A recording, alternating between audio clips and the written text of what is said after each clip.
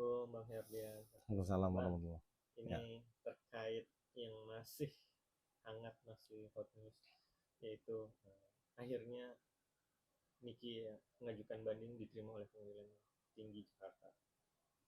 Ini menurut Abang sebagai hukum akan seperti apa dramanya kan? Akhirnya diterima akan panjang lagi atau gimana? ya yang jelas pada prosesnya ketika eh, pihak terdakwa mengajukan banding, kemudian pihak jaksa penuntut umum juga melakukan hal yang sama, sehingga nanti ada dua memori banding akan diterima oleh Pengadilan Tinggi Jakarta, yaitu dari terdakwa dan terpidana Nikita Mirzani dan jaksa penuntut umum di perkara Nikita Mirzani. Nah, keduanya ini nanti dicoba diputus di dalam satu perkara banding yang sama, tapi dengan metodologi yang cukup unik ya. Dia akan mendengarkan masing-masing versi. Jadi judek fakti kedua di tingkat banding ini dia bisa menguatkan atau membuat atau mengadili sendiri. Jadi hitungannya dia memeriksa semua fakta-fakta kembali melalui berkas. Jadi sidang berkas ini dan sidang argumentum dari masing-masing pihak ya. Akan tetapi kalau memang dilihat satu dalilnya yang memang dibuktikan ya di dalam muka persidangan itu terang benderang dan memang kesesuaiannya di satu pasal 184 KUHP itu sudah jelas, artinya nggak perlu lagi majelis hakim banding itu mengorek-ngorek cerita atau mencoba memanggil lagi dari berkas-berkas lainnya nih, oh ini sebetulnya begini, karena kesesuaian fakta-fakta yang sudah pernah diperiksa sama kesesuaian dari keterangan-keterangan ahli itu coba masukkan, coba digodok kembali sama hakim yang berbeda. Yang hakim tingkat pertama dia punya pendapat bahwa Nikita Mirzani hanya pantas diganjar 4 tahun penjara dan TPPU-nya tidak terbukti, ya kan. Nah di majelis banding kemungkinan besar akan terjadi hal yang sama ada. Tapi kalau untuk sampai dia berpendapat bahwa tidak ada tindak pidana, saya rasa agak sulit ya, agak sulit. Yang bisa malah kemungkinan besar yang diperdebatkan menjadi argumen utamanya adalah TPPU-nya itu sendiri, objeknya. Jadi apakah objeknya TPPU itu sepakat dengan Pengadilan Negeri Jakarta Selatan bahwa itu tidak ada, atau memang Pengadilan Tinggi itu memang betul ada TPPU, karena argumennya di situ. Jadi kebiasaan hakim tinggi itu kalau melihat sebuah perkara itu memang cukup unik ya. Dalam unik itu untuk dia menyimpangi dari judek fakti pertama agak jarang. Biasanya dia bunyinya tingkat banding menguatkan, tingkat banding menguatkan atau tetap pada putusan yang pertama, atau tingkat banding memutuskan bahwa ini lebih berat hukumannya. Nah kalau tingkat banding membebaskan, jarang sekali saya mempunyai pengalaman yang sesuai dengan harapan NM itu. Wah, berarti kalau majelis itu yang tadi abang bilang, kalau ternyata TPP-nya ada, gimana Iya, nih? seperti yang saya pernah jelaskan sebelumnya, memang untuk membantah bahwa TPPU-nya itu memang tidak terjadi sama sekali atau memang tidak mempunyai mens rea, debatnya itu merubah dasarnya lagi, dasar pertimbangan-pertimbangan hukum yang sebetulnya di majelis yang tingkat pertama itu sudah ada. Cuman dia punya keyakinan bahwa itu tidak ada mens rea-nya. Karena dia ada ahli yang diajukan sama Niki bahwa hal tersebut itu yang dilakukan Niki ini yang mengirimkan ke rekening perumahan itu bukan TPPU. Tapi di pendapat ahli yang lainnya itu berpendapat itu udah TPPU karena ada niat langsung mengaburkan hasil kejahatannya. Nah, makanya kalau namanya ahli hukum berdebat, makanya netizen mesti ngerti selalu ada pro dan kontra, bukan bodoh atau pinter atau dia lebih ngerti atau tidak lebih ngerti. Ya netizennya juga mesti belajar karena memang di sebuah fakta itu pasti ada pro dan kontra. Bisa mendukung, bisa tidak, tergantung kita punya ilmu pengetahuan sejauh mana, kemudian latar belakang kita. Kita bisa pro atau bisa kontra, tergantung itu. Nah, netizen Indonesia ini alhamdulillah semenjak saya demo ya menjatuhkan rejim Soeharto dulu, ya alhamdulillah sudah berani mengungkapkan dia punya pendapat-pendapatnya ya, walaupun memang kebanyakan kebablasan. Seperti kebablasannya bahwa HM Soeharto itu menjadi pahlawan nasional lah, itu menurut saya memang itu agak sedikit offside ya. Nah, seperti offside-nya ketika orang yang melaporkan bahwa ada tindak pidana itu digugat perbuatan melawan hukum. Nah, itu saya rasa memang saya mencoba ya, mencoba memang betul gak culture-nya orang Indonesia itu misalnya ada orang nyuri nih, terbukti mencuri, dia digugat perbuatan melawan hukum karena dia mencemarkan nama baik sehingga yang mencuri ini kehilangan mata pencaharian. Logika berpikirnya sedemikian. Saya mencoba ngikutin dulu, apakah orang Indonesia itu rasa keadilannya sedemikian. Artinya kita harus on favor si pencuri ini. Karena kenapa? Dia udah sepakat nih dengan yang dicuri bahwa itu untuk kebaikan yang dicuri barangnya. Kan gitu. Artinya dia akan mereview barang-barangnya yang akan dicuri itu. Kalau nggak dia nyerahin, dia bakal di review jelek. Logika berpikir sedemikian, kita coba melihat di tataran majelis hakim yang mulia. Apakah seperti halnya pemerintahan Prabowo ini yang menetapkan HM Soeharto sebagai pahlawan nasional? Ya, artinya reformasi dulu itu pengkhianatan terhadap bangsa dan negara ini.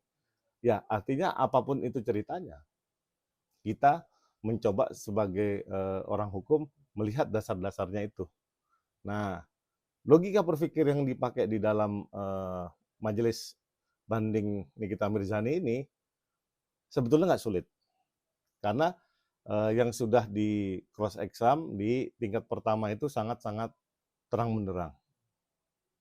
Bang, bicara gugatan perdata sekarang terkait Niki digugat balik oleh Reza Gadis senilai 504 miliar yang ibaratnya bisa dibilang itu gugatan yang cukup besar bagi Niki, dan dia sempat ketawa katanya dalam rutan di saat ditemui oleh tim PH-nya. Niki digugat dan dia bilang santai-santai saja. Abang sebagai Facebook gimana menanya? Karena Niki kemarin kan gugat RG 204 M jadi turun jadi 245 dan sekarang dibuat balik oleh RG. Ini main saling gugatan, abang gimana menanya? Ya, kalau saya boleh melabelkan hal ini adalah inilah cara berbalas pantun di Indonesia ya.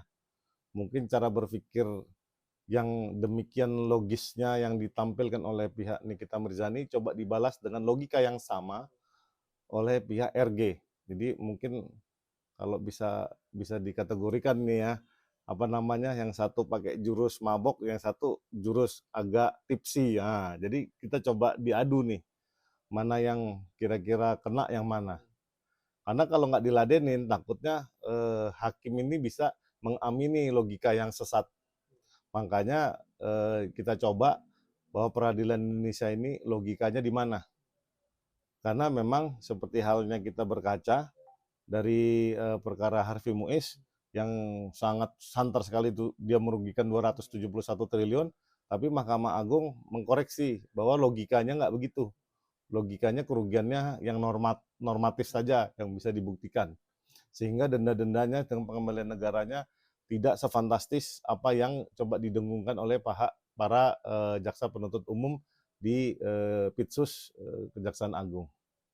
Nah, tapi bagi PH-nya Reza Gladys yang dia menggugat balik Niki yang 4 miliar itu bilang kalau akhirnya kemarin buntu ya, mediasinya itu buntu di Satgas. Dia bilang ya kenapa kita ngajuin 504 miliar karena 4 M-nya itu kan yang terkait pembahasannya kemarin dan 500 miliar itu imaterial. Walaupun yang kita bilang imaterial mau berapapun oke-oke aja bang itu. Dan dia bilang ya kalau mau mediasi apa mau mediasinya jalan lancar ya itu kan berarti ada selisih 300 Niki minta 200 si Ergi minta 500 jadi sini 300 ya kalau mau Niki bayar 300 miliar gimana bang lihatnya? Iya, yang seperti saya utarakan tadi, ya ini jurus mabok dibalas dengan jurus tipsi. Jadi sehingga dia memakai logika yang sama dengan pihak NM untuk melakukan dan menguji Pengadilan Negeri Jakarta Selatan, terutama Kamar Perdata, ini logikanya gimana? Apakah sudah sesat itu atau masih normal-normal saja? Karena memang yang kita pahami menurut saya pribadi dari pengalaman 20 tahun beracara bahwa apapun yang dicoba di peradilan perdata ini di Indonesia itu memang aneh-aneh Mas. Karena perkara saya aja pernah menang tingkat pertama, tingkat banding, tingkat kasasi, tahu-tahu di peninjauan kembali bisa jurusnya beda. Nah, memang tingkat ketidakpercayaan terhadap peradilan itu sangat luar biasa. Ketidakpastian di perdata Indonesia itu sangat kental sekali karena makanya iklim usaha di Indonesia itu buruk sekali. Apalagi Soeharto menjadi pahlawan nasional memperburuk keadaan yang sudah buruk. Artinya kita coba dipertontonkan di sini kerugian imaterial yang berbalas pantun 200 dibanding 500 ini imaterial diadu dengan imaterial lainnya. Dan padahal 4 miliar yang notabene yang dimintakan penggantian itu adalah pokok perkara di laporan pidana yang notabene di putusan itu akan dikembalikan ke pihak korban. Ini menarik. Nah, kita coba logika dari para pengadil ini di mana? Apakah sudah sesat pemerintah yang menetapkan Soeharto menjadi pahlawan nasional atau memang beda punya pemikiran yang lain? Karena inilah hidup berbangsa dan bernegara. Semua orang punya pendapat dan warna. Nah, yang paling utama adalah kita bisa mempertanggungjawabkan ini kepada diri sendiri, masyarakat banyak, dan Tuhan di akhirat kelak. Nah, terkait yang gugatan RG 500M itu yang imaterial itu hanya bilang karena berawal dari situlah kondisi psikologisnya, mentalnya RG dan keluarganya ibaratnya stres berat terus sampai masuk rumah sakit sampai lain sebagainya itu akhirnya mengajukan 500M. Jadi kalau misalnya saling begini emang sah-sah saja mau ibaratnya gugat balik segini ini gugat balik ini selama abang berasa 20 tahun seibatnya sementara abang akhirnya deal-dealan mediasinya itu gimana pasti akan buntu atau gimana akan terus berjalan gimana bang? Yang jelas kalau ini menyiratkan bahwa dua belah pihak memang sudah bersiap-siap untuk lanjut di pembuktian perkara pokok. Artinya memang karena ini utamanya adalah perbuatan melawan hukum, nah kita cek logika siapa yang bisa diterima oleh majelis hakim, siapa yang berbuat perbuatan melawan hukum. Karena terus terang saya punya pengalaman 20 tahun di Kamar Perdata, nggak kaget ya, karena ini bisa sampai PK. Jadi tingkat pertama tadi saya bilang menang, tingkat kedua menang, tingkat kasasi menang, nadanya sama semua nih ya, dengan logika yang sama, tapi logika PK itu bisa menguntungkan dan berbalik, sehingga tidak ketemu nih ujungnya. Nah, itu yang saya pikir memang ketidakpastiannya kental sekali di Mahkamah Agung. Jadi menurut abang kalau tidak pasang gitu gimana akhirnya endingnya bang? Kalau misalnya saling ya pada faktanya adalah memang yang berkuasa, yang punya kekuasaan itu atau yang punya kroni-kroni atau punya networking yang lebih, itu jauh diuntungkan. Nah, akan tetapi, yang jelas, pada faktanya tingkat, pidana tingkat pertama yaitu, bahwa Nikita Mirzani sudah dihukum, ya kan, 4 tahun. Artinya secara logika dia melakukan tindak pidana. Nah, perbuatan melawan hukum itu sendiri itu termaktub juga di dalam, perbuatan pidana. Karena kan ketika dia melakukan, suatu dalilnya nih ya, di pidana itu, dia melakukan sebuah perbuatan. Yang pertama itu adalah perbuatan melawan hukum dulu, itu kan merugikan orang lain. Nah, perbuatan melawan hukum itu apakah tergolong pelanggaran atau tindak pidana? Ini di KUHP lama. Nah, kalau di KUHP baru itu merupakan pidana atau bukan pidana. Nah, perbuatan melawan hukum itu sendiri memang mesti dibuktikan dari eh, apa namanya fakta-fakta yang nanti terkuat di pengadilan perdata. Akan tetapi ketika pidananya sudah diputus dan memang belum ingkrah, tapi sudah mengarah memang betul dia ada pemerasan, saya pikir itu sia-sia sekali dia melakukan gugatan perbuatan melawan hukum karena pidananya sangat sangat terang benderang.